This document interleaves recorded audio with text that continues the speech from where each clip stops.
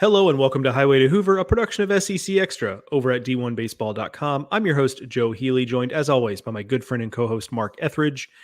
We're here to recap the transfer portal. Things slowing down, obviously, for a number of reasons. One is that, the entry deadline has long been gone, even with coaching changes.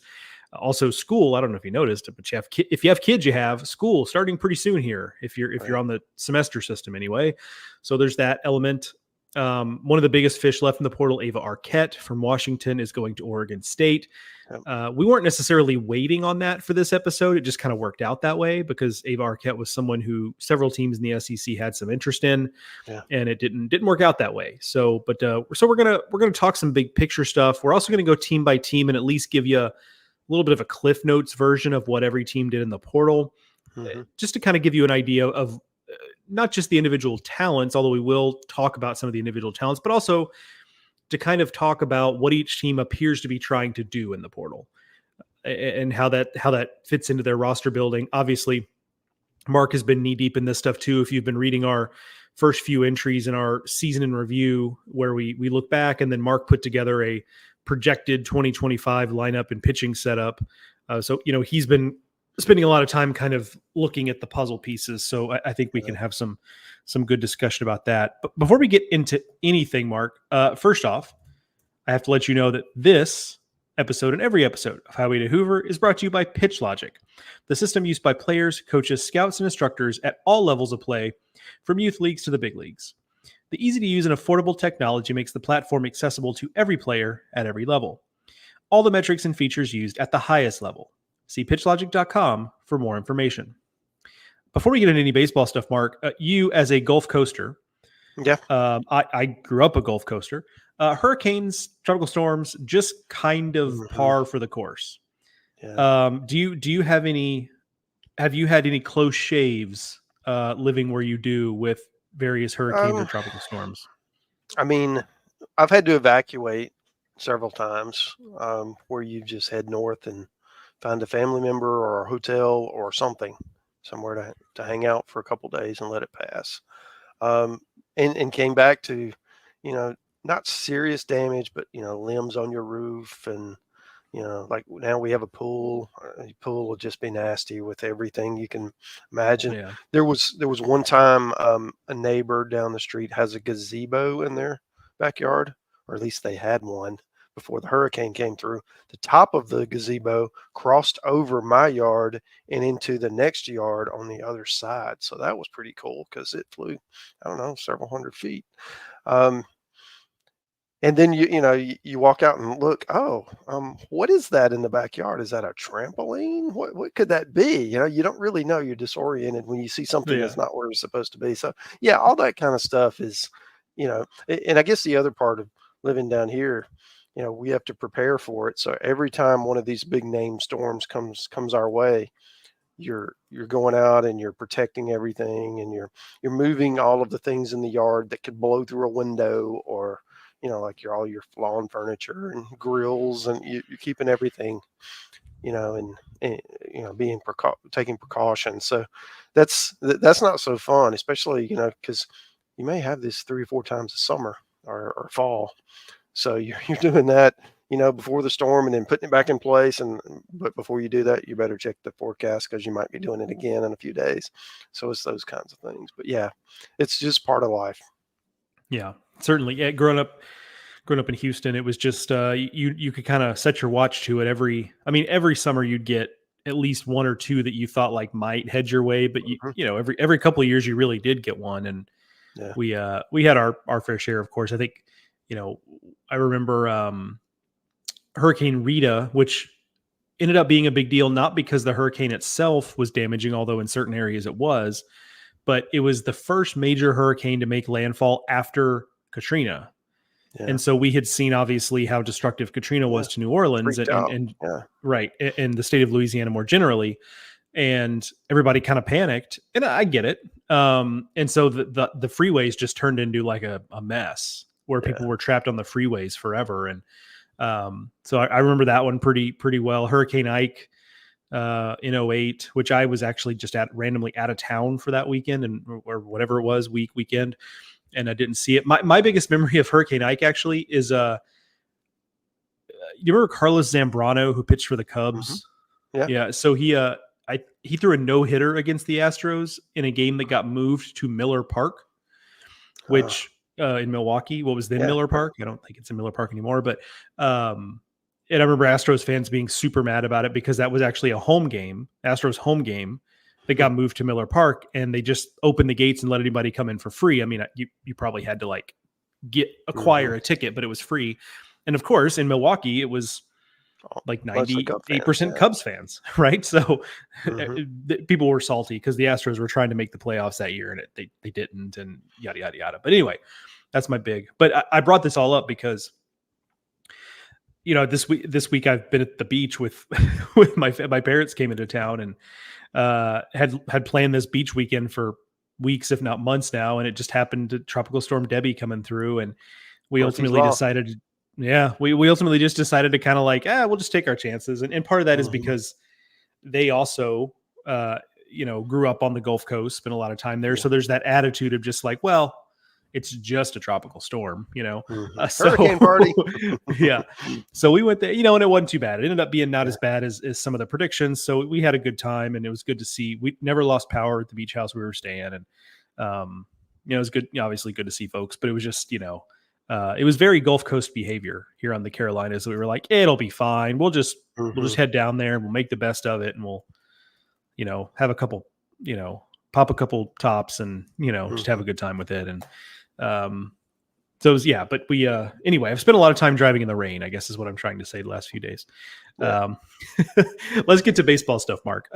Let's talk transfer portal. Like I said at the top, we are basically done. I mean, there are probably some other smaller I don't mean this disrespectfully, but smaller dominoes to fall in terms of commitments still to come.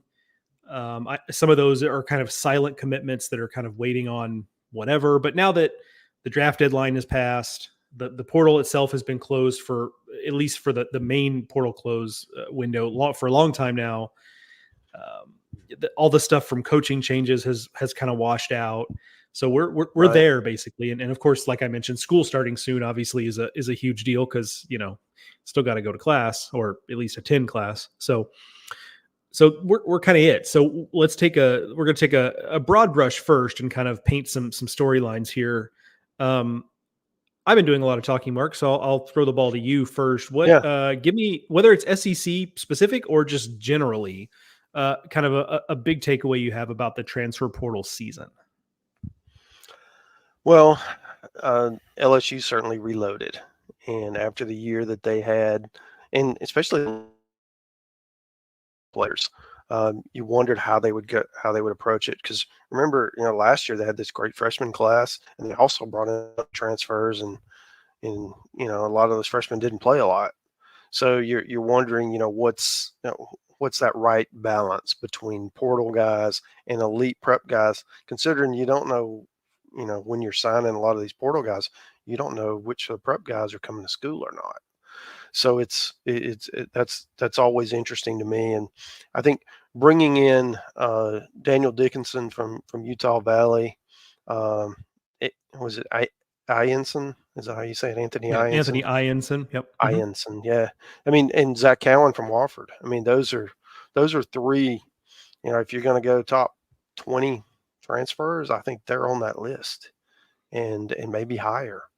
So that was interesting for me. And then I think the other part is kind of SEC focused with intra-conference transfers. We wondered how that would go, when the whole transfer portal came about. Would the teams at the top of the conference go and just grab people from the bottom? And we see that sometimes. We see it with coaching changes, more frequently. But with Ole Miss, having two of their best players opt to transfer to Tennessee. I mean, obviously Tennessee's a hot program. They reigning national champions. There's a lot there. But them going in and grabbing, Andrew Fisher and Liam Doyle, those are also, if you're going to make that top 20 list, they're probably on it. So that to me are two things that really stood out. I think in a general sense, because I think this is some of you walked me a little bit to the doorstep of talking about this, and that's that the portal was just drier, for lack of a better way. I don't mean boring, Mhm. although like I guess you could put those two things together, but there just wasn't. I think we talked about this earlier in the offseason. There wasn't a Tommy White out there in terms of Yeah. generational player, change your program type. And I don't mean that disrespectfully. There's some very good players in the portal that went elsewhere, right? But maybe even Tommy White's not the right example. There's no Paul Skeens, right? Like I don't think you could Yeah. argue against the fact that Paul Skeens changed LSU's program. They were going to be very good without him, but they don't win a Yeah. national title without him. I don't think so. That changed their program. Those types of players, at least on paper, uh, Mhm. weren't in the portal this time around.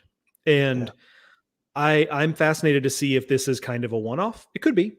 Like I'm perfectly willing to say that it just might be a one-off. But I also think there's a scenario where it's a function of nobody's getting caught flat-footed by the portal anymore. Everyone knows they have to re-recruit their roster. Like there's Mhm. no ifs, ands, or buts about it. Like it's just a part of the job now. I also think I think there were certain programs and places that I don't want to say too timid because that implies it was a bad decision. Maybe in some cases it was a good decision, but just weren't all in on the portal thing, quote Mhm. unquote, They before. Daboed it. Right. Yeah. Yeah. And so I think the fact that everyone is just more in on let's protect our roster, let's go shopping and find some guys that fit our needs. The fact that everyone is engaged in the portal now, or everyone, Mhm. you know what I mean? Most everyone, Yeah. um, I just think makes it to where like there's just less of that kind of blockbuster player movement. But again, it could just be a one-off. We'll have to find out, obviously. Yeah. And I agree with that. I do think though part of it is some of these high impact transfers, we have the ability to look back and see what they became. And some of these guys could be that too. We just haven't seen it yet. And a lot of them are coming from places where they didn't get a lot of pub and not many people have seen them play. And they might develop into the next stars of the league, and probably a few of them will. So that's the fun part, right? Because a lot of people really gripe about the transfer portal and hey, I don't know what what my roster is going to look like from year to year, and I hear you. Okay, but the other side of that is some of these players who would have played in anonymity at small schools are getting the opportunity, right? And all of them aren't going to be successful, but those that are, they seize that opportunity and they're able to go and play in these great atmospheres, play on national television, College World Series, help their draft stock, all of these great things that they used to, they just were not able to do. I think the last before we get on to some specifics team by team, I think we can't talk about the SEC and the transfer portal without talking about the way A&M's offseason went, Yeah, where the big story there is not necessarily who they got, although Gavin Cash, really good player, yeah, Wyatt Hensler, really good player, Grant Cunningham, and more about just the fact that in a world where we just kind of assume yeah. coach leaves, and not even a coach of Jim Schlossnagel's, you know, caliber, right? Pedigree. Yeah. Any coach, pick a coach. Mhm. He leaves, everybody goes in the portal, and they disperse, just Yeah, to all corners of the earth, basically. And A&M reeled all of the big ones, the hmm, ones you're thinking of that would be program changers. All of them came back, and I think as an A&M fan, you you want to gloat about that as maybe an indictment of how those players felt about Schlossnagel or whatever. Maybe there's some of that. Some players that didn't like the way that went down or just are more loyal to the A&M brand than they are Schlossnagel himself. But I think more likely a lot of what it was A&M said, you know what, we're not going to let this happen. What do we need to do to keep this roster together? yeah, Holding on to Michael Early and having him named head coach was probably part of it. But it hmm, was also just that the whole A&M apparatus just deciding this is not happening. Like, what do we yeah. need to do to keep these guys around in College Station? So to me, that's the biggest individual story of the transfer portal season, if you will. Great call. And I do think a place like A&M, if you get all those wheels rolling in the same direction, that is a formidable force, and nothing galvanizes that like what happened, with Schloss leaving, because I mean you're worried. I mean you're hurt, you're pissed, all of these different emotions, and that can pull people together. And I think that's exactly what happened with, getting the right NIL packages, getting the right other things that would entice a player to remain in College Station. That's what happened. And as a result, I mean, they look like the preseason number one. Agreed. Yeah, and it's been said in football too. It's if A&M starts really rowing everything in the right direction and hits on Mhm. something big, like obviously they've got all the resources in the world. So, and perhaps this baseball team in 2025 is going to kind of make that prophecy come true, if you will. All right, let's go team by team, Mark. And again, we're going to try. Time will tell if Mark and I succeed in this regard. We're going to Yeah. try not to get too bogged down in doing like individual player breakdowns. Like later in the offseason, the fine folks at d1baseball.com will do transfer portal class breakdowns. Mark and I will probably do something about that, like Yeah. TBD on what exactly that is. But so there will be time for that. This is going to be kind of more about, let's broad strokes talk about what teams did in the portal. I literally, so bear with me, audio audience. I literally have the D1 baseball transfer tracker pulled up. So I'm going to be scrolling alphabetically. So if there's some, some ums and ahs as I scroll to the next school, bear with me a little bit. But I'm going to kind of just read off some of the bigger names that schools pulled in, and we'll kind of give just a off the cuff thought on the class, and maybe a standout or two if that's appropriate in that case, and we'll kind of go from there. So as you might be able to surmise, this format is pretty loose. So alphabetical, let's talk about the Crimson Tide. They were kind of an early mover in some of this stuff. I think about Carson Osmer, from Penn, a guy who I think is an immediate bullpen guy for them. Got him early because Penn guys know they're going to have to play their grad year elsewhere, so they it's kind of a guy they can start on early. But Brady Neal from LSU is a big name here. Jason Torres from Miami. They mix in some high ceiling guys. I think about Aiden Finateri for Georgia Tech, whose stuff I like, and the numbers just weren't really there at Georgia Tech. Garrett Staten from Samford, a proven guy. So anyway, I'm doing the thing I said I wouldn't do. But to me, this kind of just feels like a class that there's star power here for sure, perhaps more so than Alabama's had in the past. But for me, this feels like a class that's going to address a lot of individual needs this team is going to have. And it feels like there's a role for everybody on this list. It strikes me. Yeah, well, they needed to. I mean, they brought in a bunch of transfers last year, and a lot of those were grad transfers, and they're gone. They only had 1 year, or they were draft guys and left. So there's playing time to be had, and that makes you attractive. And that's why they were able to bring in people who are coming in expecting to play. I mean, like Brady Neal and Jason Torres and Garrett Staten, for that matter. They're all going to come in probable starters from the first day of fall. So it's that's what Alabama needed. And then adding some depth pieces on the mound. They had a rash of injuries that really kind of hurt them last year. So having a lot of those younger pitchers that threw a lot of innings last year be a year older, and adding some experienced depth, I think they really helped themselves in the portal. Agreed. It's a class I like just on paper. Arkansas took a bigger class than they have. Arkansas for a long time was that program. It was like, yeah, they don't take big classes, but they tend to take classes that really plug holes, right? But this class is big. And my other big thought here is that for all of the hand wringing about Arkansas's offense, it's like the fans were screaming like, go get us some hitters, go get us some hitters. And the coaching staff was like, what's that? More starting pitchers? Okay. And then brought in Zach Root and Landon Beitelscheiss, who are like two of maybe the two best starting pitchers, certainly two of among the group of the best starting pitchers in the portal. So I found that kind of funny. There's doubling down on the pitching side of things, but certainly a bigger class for Arkansas than what we're used to them taking. Yeah, and it just goes to show that proof of concept. When you have a pitching staff like Arkansas's had, especially last year, people want to come be part of that. And even though there's going to be plenty of competition, I mean, there's just like last year, there's going to be a lot of good pitchers that aren't getting a ton of innings. So I think the question for them is going to be of the transfers they brought in, Michael Anderson from Rhode Island, Camden Kojal from Vandy, that's another one. Logan Maxwell, TCU guy that people may remember. Those are the players that they need to step forward and be dudes. They've got to get more out of Kendall Diggs than they got last year, but he's got all the talent in the world.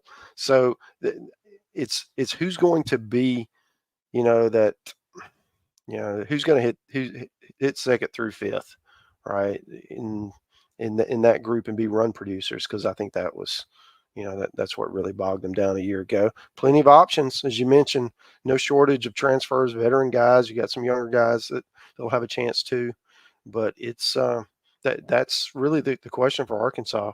I don't think we have a lot of questions on pitching, and they even made it. I mean, even without the transfers, and they got, as you mentioned, they got a lot better on the mound. With Auburn, as we move on down, this is a class I think that tells us a little bit about, and this isn't a shock, but tells us where Auburn thinks that they can kind of turn, for lack of a way of putting it, 75 cents into a dollar, where they bring in guys like Cade Fisher from Florida and Samuel Dutton from LSU, guys who clearly have talent, or else they would not have been at Florida and LSU, but guys who, for whatever reason, just haven't totally put it all together. Fisher transitioning to a starter didn't really take last year the last season, the way he would have wanted. Samuel Dutton never really carved out, a real clear role for himself at LSU, but that's a program obviously led by Butch Thompson at the top of it that feels like they can take those types of arms, give us talent, give us raw materials that are a little bit untapped, if you will. And I have a high level of confidence that whatever it is, they're going to get a little bit more out of those guys. And in a world where Auburn's probably just not ever going to do shopping in the same aisles of the portal as some of these other programs, that's the kind of thing they're going to have to do. So at least from that standpoint, I like what they've done here. Yeah. I mean, I think what they needed to do is bring in a Friday and a Saturday guy and let everybody else bump down, because a lot of those guys are back. So they'll be able to, and a year older, more experienced, they'll be able to hopefully elevate their game. And if they're not having to carry that Friday night mantle, then you really like their chances. And then offensively, hearing great things about Eric Snow, the shortstop from USF. I mean, he could be one of the new stars of this spring. And another one to look at, Lucas Steele. He was at Samford, of course. We've already mentioned Garrett Staten going to Alabama. Samford is just a pipeline to the SEC at this point, and he's a guy with a lot of talent. He's also a catcher, but he'll probably end up in the outfield since Ike Irish is returning. Y'all pray for Tony David. He just, like, his program, just like every he every finds them, offseason, and everybody says, "Oh, wow, good job, Tony." Yeah. Well, I'm going to take one of these and one of these. Yeah, that's the thing about it too, is that, like, they got guys all over the SEC again, and like next year's team, they'll just be good again. They'll be good again, and like there's a whole new crop of them. So yeah, just y'all pray for him. Okay, let's I'm scrolling. Got to get all the way to Florida here. I'm waiting for the page to load. So with Florida, I think it feels a little bit of a it's like they asked the question, what do you got tools wise, right? I mean, because I think you look at Kyle Jones from Stetson, a guy who can really go and get it in the outfield, right? You've got Blake Sear, who, like, a lot of people thought was going to be Miami's best bat. Now, injuries was part of that for him last season, not totally getting there, but obviously a lot of talent. Landon Stripling, the same thing, like a lot of talent at Texas Tech, didn't put it all together. Bobby Bozer, maybe the most versatile defensive player in the country, playing a bunch of positions really well, good runner, good power, some field to hit, great athlete. And kind of, it feels to me Florida's betting a little bit on these SEC level talents that weren't necessarily at SEC programs. Yeah, they're betting on them getting the best out of them. Well, in theory, they should be quick twitch enough to make that adjustment. And I wonder, a guy like Sear, just to change of scenery, just coming in and fresh start, different teammates, different environment. Some guys thrive, be coming in and getting that kickstart. And I do think, Kyle Jones, we know what he's going to do defensively. He was ASUN freshman of the year. What is he going to do? Can he handle SEC bats? If he does, he's going to make himself a lot of money in his draft year in 26. So maybe 26. So I do think that this is a team that has a lot of potential. And none of these guys have to come in and hit 3-hole. It's great if they do, but because of the returning talent, I mean, they can just come in and kind of be themselves. And unlike a lot of teams that are expecting, like we just mentioned, Arkansas, they need somebody to come in and hit in the middle of the lineup. Florida's, you can kind of ease your way in, and I think that's that's a luxury that the Gators have that everyone doesn't. When we talk about Georgia, it's another. I don't think anybody would be surprised to hear that it's another big class. Georgia and Kentucky are back to back here alphabetically, so I think there's actually a thread here. That, I mean, look at Georgia's coaching staff. You've got Will Coggin, was at Kentucky 2 years ago. You've got Nick Ammirati, who was at Kentucky last year. Now they're both at Georgia. Now Ammirati's only recently arrived there, but like Georgia is recruiting a lot of the types of players that Kentucky really jump-started this new era of Kentucky baseball the last 2 seasons. You know, he had a hand in getting those guys to campus and his vision for kind of, which of course is also Coach Min's vision, but like he was key in putting that type of vision together. And now Georgia is bringing in some of the types of guys you would have expected Kentucky to get. Now Kentucky's still getting their fair share of them. Yeah. It's not a monopoly that Georgia has on that, but Georgia's doing it right down to the fact that they brought in Nolan McCarthy, who, you know, was a key piece, like was never the flashiest guy for Kentucky last year, but really was just, it felt like a glue guy there. Center fielder who could hit a little bit and could run and wasn't the toolsiest guy, but was just a really nice player, right down to the fact that they took one of Kentucky's key pieces. So it feels for Georgia, I don't want to say it's the same blueprint because Georgia does have advantages Kentucky does not, just recruiting wise and within the SEC pecking order generally, but it is a similar profile of player. It feels like Georgia's looking for, and why the heck would you not, right? Given what we've seen with Kentucky the last couple of years. Yeah. Good point. A guy I'm really interested in to see what he does is Robbie Burnett. He came from UNC Asheville. He'll be probably the right fielder, I would think. You know, we go through and we do these exhaustive conference previews at the beginning of the year, and he's always a guy featured prominently, like player of the year kind of guy. And now he's going to get a chance, like what we talked about earlier. He's going to get a chance to face SEC pitching. Could have gone pro, opted to go to Georgia and try to boost his draft stock and be get that year of great competition and potentially, burst into an early round pick. I think another one to watch, a couple of infielders, Christian Adams from FAU and Ryan Black from UTA, really good mid-major players that seem to have both from a production standpoint and from just being premium athletes. I think they've got a chance to really elevate Georgia, and they need it because Georgia's another team that lost a ton of production. It's not just Charlie Condon; it's a whole bunch of guys. So there are positions to be had, and Wes went out and grabbed a whole bunch of them. So he if it's not like they're depending on one or two of these guys to come through because they've got 8 or 9 to pick from. With Kentucky, another big class. They lost some of those guys to the draft. It's my understanding that the staff kind of knew most of those guys were real risks. So it wasn't they weren't blindsided by it by any stretch, but still, sometimes you kind of hope you get lucky in those regards.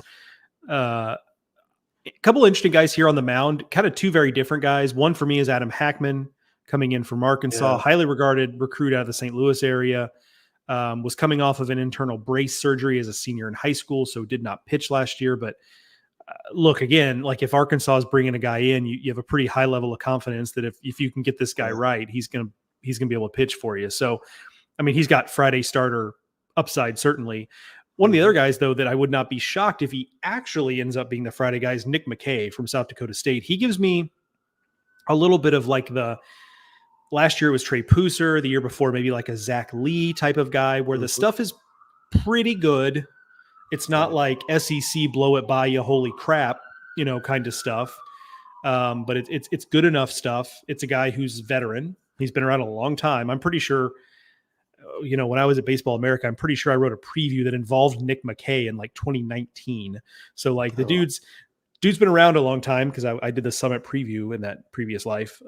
So like dude's been around. He's dealt with a lot of injuries, but like if he's healthy, he just strikes me as the total like perfect Dan Roselle project where it's like he's gonna throw that guy on the mound. He's gonna throw 85 innings.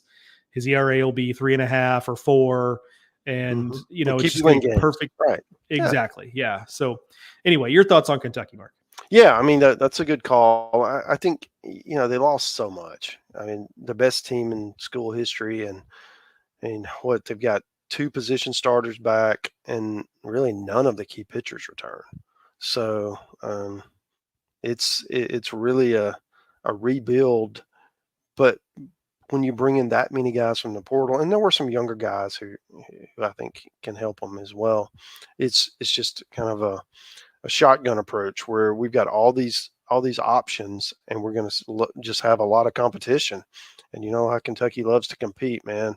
I think that they've got a lot of options that they can go through, and a guy like a Sean Montoya, I remember him from San Diego State, I think he's going to step right in center field and be the guy.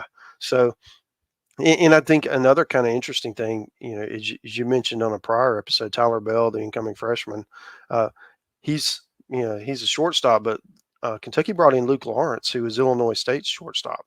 So that I think that's a good thing because it doesn't force Bell, okay, you're the shortstop by default, even if you kick the ball around, even if you have freshman jitters, those kinds of things. There's another guy, older guy, to kind of shepherd you through that process. So I think that's a win-win for them in the middle of the infield. Well, and of course, if Tyler Bell, who is a glove, as of right now, a glove first shortstop, and then that maybe slides Luke Lawrence to second base, like you have the potential for a really good defensive middle infield at Kentucky. And when have we heard that before? Yeah. Infield full of shortstop. Yeah, exactly. Yeah. So there definitely is some potential there for a really slick middle infield with those guys.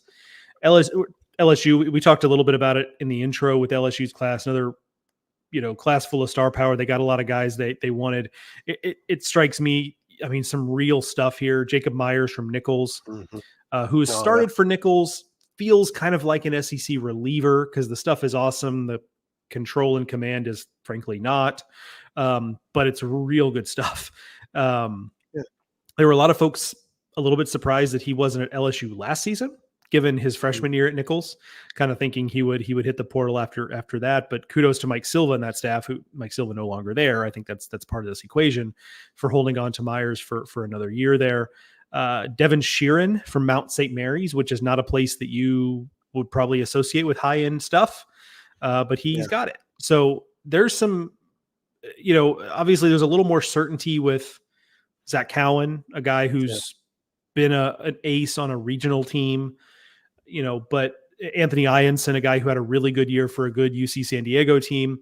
But, Myers and Sheeran and what they give LSU, it feels like if this class ends up being kind of a blockbuster, it's because that coaching staff is able to turn those guys into high-end SEC arms. Yeah. And there are plenty of innings to be had, lost the whole rotation, most of the top relievers. There's innings.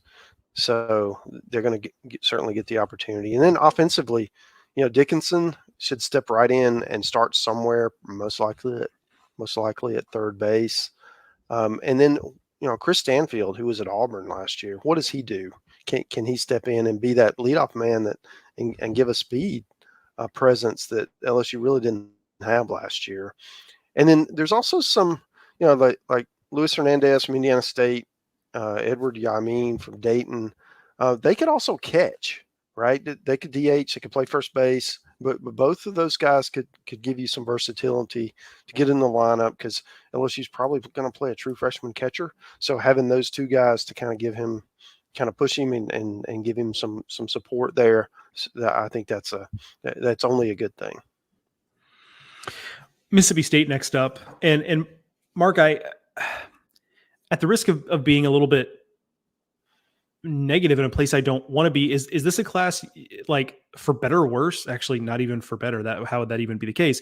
Kind of defined by who they didn't get relative to Yeah. some of their, the teams that they would like to be associated with, right? I mean, we mentioned Ava Arquette, like they were interested in him. Mhm. So like this happens to every team, right? If we knew publicly which players these big time programs wanted and did not get, like there'd be a lot more hand wringing going on. So Mhm. State in that case had one where there was one big fish left in the portal, and we knew they wanted him, and they didn't get him, right? So that's very. But that being said, no disrespect. I mean, there's some very good ball players in here. Garrick Fry put up good numbers in North Alabama, good defensive player. Noah Sullivan, I think is a guy who is going to be a good fit for hitting in the SEC because he's played most of his career in a big ballpark at USC Upstate. They moved the fences in for this past year, but before that, it was a massive ballpark. There's some very good players here, but there were higher hopes, I think, for some of the guys they wanted to bring into this class. Yeah, I mean, when David Marchand, their sophomore eligible shortstop, signed, there was a hole there because he signed on the very last day. Dylan Cupp, was a freshman last year, will be there, but I do think they wanted to add, another player at either second base or even in center field because I think they're kind of thin out there as well. So there are some players. I mean, Sawyer Reeves from the Citadel. You mentioned Sullivan. Reed Stallman is a big hitter. I think they actually brought him in to play. Figured that they would have a hole at first base, and Hunter Hines would sign professionally, and Hines is back. So they have some depth there. Stallman may DH or maybe play in the outfield. And then on the mound, I mean, Jacob Pruitt from Indiana State has a chance to come in and be a weekend guy. So the two-way guy Sullivan could also help. So and Chase Hungate from Virginia. So that's another guy who could help them. But yeah, I mean, as far as portal classes go, I mean, I think Mississippi State was like maybe a player or two short. I would have loved to have seen somebody to come in and take that center field job because I do think that's a gap, at least heading into the fall. Yeah, that'll be interesting to watch. And again, I hated to come off right off the bat on a negative note like that, but it is because of the quality of players they lost. When you talk about Dakota Jordan, who, I don't know if he was really ever going to actually come back, but he waited long enough to sign that you started to wonder like, are they going to be able to get him signed? Because let's face it, Dakota Jordan is a day one talent, right? Right. So, but regardless, yeah. So good players here for sure. But certainly there are some holes that Mississippi State needs filled that it felt like there might have been portal opportunities to fill that didn't quite turn up as Mark alluded to. Missouri, well, I mean, their class is defined by the fact that it's not really a class. Perhaps the best guy they brought in was Sean Barnett from Wingate, which was the Division II school where Seaver King went before going to Wake Forest. He got drafted, he signed.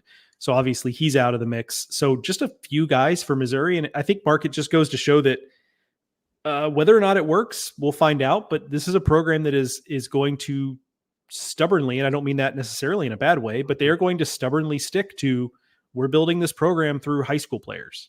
And we're going to take some lumps when we're young, and we're just going to hope, we can hold on to a roster. And by the time they're third and fourth year players, we can make a little noise. So if nothing else, I have to give them credit for just like sticking to their guns and, hey, we're going to work this plan and it's either going to work or it's not. I think that's admirable, whether or not it actually ends up having success. Yeah, well, it certainly is a different model than what we've seen elsewhere this year, anyway. And I do think that people always love to bring in the new guy. Well, what about the people you have, right? So it's kind of like the thing. Well, fire the coach. Well, who are you going to hire? Okay, so it's the same thing from a roster standpoint. If you like the guys you have, why do you want to recruit over them, right? You want to give them time to develop and become the players that they can be. So that looks like what's happening here at Missouri, and we'll see what Carrick has in store for us this spring. We have a new entrant into the alphabetical list of SEC teams because now here comes Oklahoma, breaking up the Mississippi State, Missouri, Ole Miss run there. I think to me it's Cam Johnson, right? I mean, like nobody's doubting the talent. this guy has. People have a lot of respect for Skip Johnson as a pitching coach, and there's some recent examples of him doing some really, really good work with some guys who were a little maybe underdeveloped or were miscast in a different role or whatever it was. So I think, to me, I don't want to say it just totally hinges on him, because maybe doesn't pop this year, but it pops next year for him. Right. But certainly to me, that's the piece that jumps out here with Oklahoma's class, which is another small one in the SEC. But, obviously if Cam Johnson can even come close to putting it all together, that's a big time get for them. Yeah, I agree. I mean, he's the highlight. I do think that they brought in a few offensive players, and this is another team that lost quite a bit of production, both pitching wise and offensively. I mean, Braden Horton from Liberty is a guy I think is going to step right in and start. Mason Hamlin, who's a transfer from Texas Permian Basin. That's not a school I'm familiar with. Joe, you probably know their roster inside and out, but he's a new player for me anyway, that's going to get a chance to make an impact there. So they've got a big freshman class coming in, and like a lot of those guys. So we'll see, because they've known they were heading to the SEC for a while, and this is kind of their, they've been able to put a lot of momentum in staff's intact, unlike with Texas, and a lot of momentum into this recruiting class, and we'll see what they can do with it. UT Permian Basin, shout out to Odessa, Texas, out there in West Texas. But yes, truth be told, I knew that school existed. Didn't know they had athletics. I'm going to be honest with you. I had heard of it. Let's talk Ole Miss. And another school, funny enough, it's the Mississippi schools. The two, another one where it's like, this transfer class is almost more defined by what it wasn't. And I guess maybe not what it wasn't, but what they lost, right? Mm-hmm. We talked about Andrew Fisher and Liam Doyle to Tennessee. Those were late in the game that those happened. And Andrew Fisher, after it was assumed, and because he had announced such, that he was going to come back.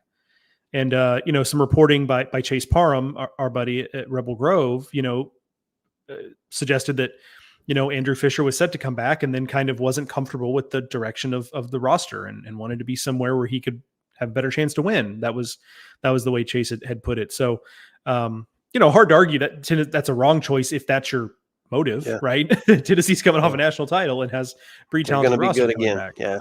Right. So for Ole Miss, I don't think we can start this conversation without leading with that, because again, much like Mississippi State, there's good players here. Mm-hmm. But I think you have to start with the conversation of what they weren't able to bring back kind of in surprise fashion versus who they brought in. Yeah, I would agree. I mean, those are especially, and you lose it to a conference mate. I mean, it's kind of a double sting. I do think there are some players who are going to come in and contribute right away. I mean, Mitchell Sanford from New Orleans, Isaac Humphrey from Louisville, Ryan Moorman from Illinois. Those are offensive players who are going to get every opportunity to hit in the heart of the lineup. Pitching wise, it's going to be a little interesting because a lot of their top pitchers return. Hunter Elliott, was injured last year. He spurned the draft and has come back. So they actually are, look like the rotation will be there. So that gives guys like Will McCausland from St. Joe's, Alex Canny from Tampa, gives them kind of, they're going to have some role, but they're not expected to come out and pitch on the weekends. It's great if they do, but we aren't depending on you day one. And I love when you can do that, because if you put all of your eggs in the new guy basket, oh boy, that puts a lot of pressure right on those players as they're making that adjustment. For South Carolina, it seems notable that the transition of players who were recruits or players of Monty Lee moving from Clemson to South Carolina is nearly complete, as Nolan Naraki and Nathan Hall make that move. Nathan Hall in particular is a guy that I really like. It's one of those guys, you watch him play and you watch him stand out there and it looks like it's a professional body. Like you watch him run, it's a long strider and you're like, this guy is, this guy's a star. It hasn't happened at Clemson. We'll see if it happens at South Carolina. I think I don't even want to say quietly. I think the name here for me is Henry Kazmar, who played at Ohio State. I know your friend and mine, Patrick Ebert, who covers the Midwest here at D1 Baseball, is extremely high on Henry Kazmar. So that's good enough for me, right? Burke Granger too, who lives in, I believe Burke lives in Columbus actually. So he's probably seen Henry Kazmar a bunch of times. Very high on him also. Like, again, good enough for me. Trust those guys. So I'm intrigued by this class. It'll be interesting to see how it's deployed though, because, some of this work was probably in the works a little bit before the coaching change was made. And, how much was this Pulmonary? Monty Lee, of course, stayed on staff, so I assume a lot of it was him. It'll just kind of be interesting to see how these transfers are maybe used relative to how we've seen them used with Mark Kingston, where majority of their lineup oftentimes felt like transfers. Just going to be interesting to see how they're deployed and if it's any different than it was in the previous iteration. Yeah, that's a good call. I think one guy to keep in mind, and it's another intra-conference move, is Max Coffer. He was at A&M. Kind of was forced into the lineup 2 years ago as a 18-year-old freshman and kind of fought a little bit, but he's very talented. Last year, kind of got caught behind some guys, didn't play as much. So now he's going to go to South Carolina, and it's his job to lose behind the plate. Now, stepping into some big ones to fill with Cole Messina, but still, that's a player to watch. And I wonder about Jarvis Evans. He's from Georgia, now at South Carolina. He had moments where he just looked like a shutdown guy. And what's his role? Can he build on that? Can he get more innings and really, elevate? And then Wyatt Evans, Tennessee transfer, another talented guy, just kind of behind everybody in Knoxville. Now, does he get a chance? Not that there won't be a lot of competition. I mean, South Carolina's got a lot of guys who look similar, at least from a skills standpoint. So there'll be plenty of competition this fall. I do think that as long as is with the new staff, it's kind of everybody gets a clean slate. We're going to come in here and no jobs are filled except for maybe that Petrie guy. Everybody else is going to have to fight for their job, and because of that, it gives these guys a wonderful opportunity to come in and make their mark. Jarvis Evans will join Nathan Hall in the Mount Rushmore of guys you watch, independent of the numbers, you watch them do their thing and you're like, oh, that guy's awesome. Yeah. Because Jarvis Evans looks the part, right? It's like tall, lanky lefty with good stuff. Like the ball moves. Yeah. You like everything you see out of him, and the numbers just haven't always matched that. Tennessee, to put it simply, small class, lots of star power. We talked about Doyle. We talked about Fisher, Gavin Keelan from Louisville. Tanner Franklin, maybe not a star, but obviously very good stuff. So this feels like so many Tennessee classes before, right? They're never the team with the biggest class, but they are often the program with the highest percentage of just total impact dudes in their transfer class. And when you're when you're a program like Tennessee with so much talent already there, you're just kind of looking to plug in a gap. Maybe you have you lost a guy that you didn't expect, or maybe you have a player that's you're not quite sure you want to bring in someone to compete with him, or you have someone like Fisher who you can just step right in and be a heart of the lineup bat for you, or Doyle who could end up being a weekend starter. So I do think I like what they've done. You always wonder about chemistry and bringing in recruiting guys on top of the people that you have. And if you only bring in 3 or 4, you're really limiting your exposure there. As we move on to Texas, first off with Texas, I have to think that obviously Texas, the roster that Jim Schlossnagle inherited, even if as they lost guys to pro ball, some transfers, what have you, is obviously starting from a good place talent-wise because it's Texas. So there's that. But even in light of that, I have to imagine, as that staff was taking over that program, I wonder if they thought their transfer class was going to be bigger, and it's still a decent number of guys. I wouldn't say it's a small class necessarily, but I wonder if that was maybe the way they went into it and it didn't turn out that way, for one reason. I guess maybe it's just my own preconceived bias of typically when we see a coach take over in a place, unless you're just taking over a really veteran club that's locked and loaded and ready to do big things. Like we do tend to see a lot of transfers coming in, and maybe it's a fact, just the simple fact of there wasn't, there weren't a lot of A&M guys that followed, that took the trip down the highway to Austin. Maybe that's as simple as that. Now I will say with the guys they got, Thomas Burns was Arizona State's Friday guy as a freshman, got injured and didn't pitch after the first 6 weeks or so of the season, I think. So that's high end. Easton Winfield has been really impressive from ULM in the Cape Cod League. So like there's dudes here. Didn't even mention Jared Spencer, but so I think it's got a class with a lot of potential, but I guess I'm surprised if you had said to me on the day that Schlossnagle leaves for Austin, give me the number of what Texas's transfer class is going to be, I would have guessed at least a few more players bigger than what it is ultimately. Yeah. I thought there would be more came in than did, and I thought more would leave than did. And really, I mean, D. Kennedy left, David Shaw left, but other than that, maybe that's the answer to what I'm talking about, right? I mean, maybe they just retained a lot more guys than they thought they would. Right. And because of that, I mean, Ethan Mendoza's Arizona State transfer is probably going to come in and play second for him. So that's another one. But yeah, I mean, it's Grayson Saunier from Ole Miss, really talented arm that we kept waiting to take that next step.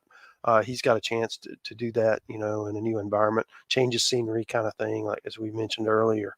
So I like the team. Actually, looking at Texas, for heading into the fall, I mean, they're not in bad a shape roster wise. With the new coach coming in, you fire your coach. A lot of times it's a quote rebuild. I don't think Texas is rebuilding. I think they're going to be pretty good. Agreed. Yeah, I mean that's a hot take. Texas probably pretty good. Yeah. That's the kind of hot takes you can expect from Mark and I here on Highway to Hoover. Yeah. We moved to Texas A&M. We talked a little bit about the big story there, but obviously still some very talented players coming in. I think Gavin Cash is where it starts, where, as a player, he's a little bit one-dimensional, right? I mean, he plays first base. He's, we're not talking about a guy who's going to go out there and pick it in the outfield and wow you with, athleticism and tools and the whole deal. But like the dude can hit. I mean, 2 years ago, he hit 26 home runs at Texas Tech. Last year, in a quote down year, he had 17 doubles and 15 home runs. He's a guy who, I mean, look, I wouldn't bet on it because there's probably some more dynamic, more athletic guy that's probably going to win it. But like Gavin Cash is SEC Player of the Year type of guy if he has a year like 2 years ago again, right? Oh wow! I mean, this is a guy that, if this is a guy that pushes hitting 30 home runs, you're kind of automatically in that discussion. And no Charlie Condon, no Jack Caglione. I mean, Ethan Petrie obviously is back. I mean, we'll have plenty of time to break down the candidates for that. But if he has a year where he's pushing 30 home runs in the SEC, like you're just automatically going to be in that type of conversation. Yeah. Can he just step in where Montgomery was and be that, that third bat with Grahovic, Laviolette, and Cash? That would be pretty great for the Aggies. I think the other thing, they brought in 3 catchers from the portal: Jacob Galloway from USC, Connor Harrison, St. Mary's, and Jamal George from Alabama State. So it's kind of a free for all. Okay, one of those guys is going to catch. Maybe one DH is some, but it's full competition. And then the other thing I'd mention is Grant Cunningham has a chance. On most teams, he'd be a really strong bet to be a weekend starter, but the Aggies have all 3 guys back, so he's going to have to push harder. And of course, you got Miles Patton from Long Beach State, who again, you could say the same thing. So it's a really loaded roster, and they brought in guys that even make it more fearsome. Yeah, Cunningham could be. I mean, he's not going to be Evan Aschenbeck in terms of the numbers, but he could maybe go into that role pretty seamlessly of guy who we bring in the 7th inning and say, go finish this thing. It. Yeah. He strikes me as being maybe that kind of guy. Also fun. I saw Jamal George a little bit with Team USA, fun player. Like, I think he also played center field at Alabama State. So like good athlete. So he could be a super utility kind of guy for them. So fun little player. We'll see if it translates. Obviously the SWAC to the SEC is about the biggest jump you can make in terms of the type of pitching you'll see. So we'll see how it takes. But he held his own on Team USA, so I think that's a good indicator of what's to come here. So we will scroll all the way down as we get to the bottom of this list here with the Vanderbilt Commodores. I guess my take here is that how do I put this? If you set aside the idea that much like Arkansas, it's like, this team just needs bring in physical power bats, and like no disrespect to Kobe Croft from USC Upstate, who kind of is that, if not like that's who he is as a player. If you set aside that, hey, they didn't bring in Andrew Fisher, like, that type of that, I just mean that level of power bat, Gavin Cash, right?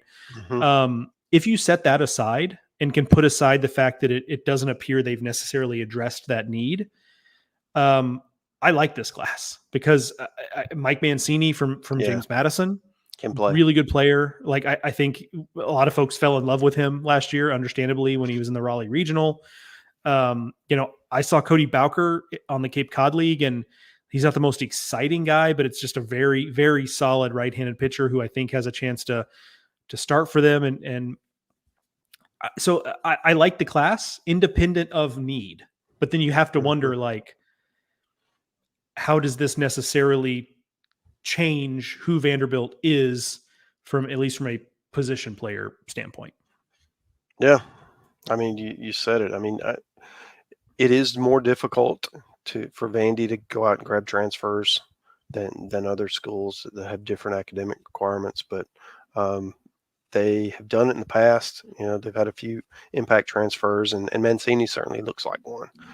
You would have liked to have seen another big bat or two, but the other thing I'll mention is Tommy O'Rourke. They brought him from Stanford. It's a guy, Stanford wasn't great last year, but they were pretty good the year before. So he's coming in, and he was part of that. So I do think that there's some players who can help you.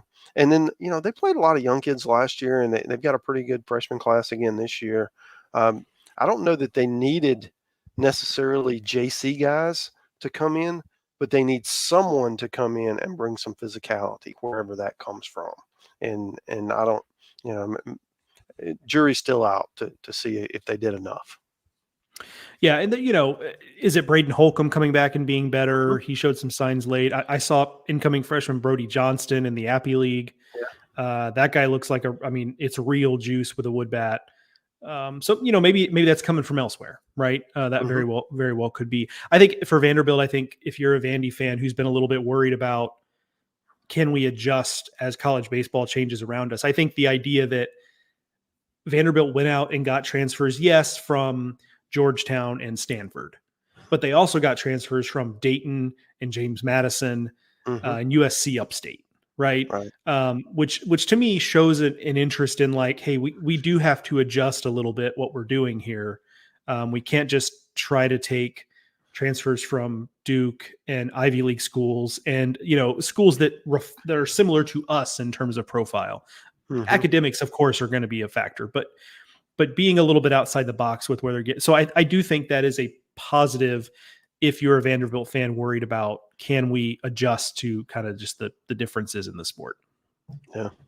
So it's a good call. And that's, that's Vandy didn't have the year they wanted last year. And then they, 2 years ago, they lose in the home regional. So there's some angst going on. I mean, this is a proud program that had so much success. And now if you take a step back and you look across the state and they win the title and one of the most successful programs in the sport right now, it's kind of hard to reconcile that. So it's a big year coming up this spring, for the Commodores.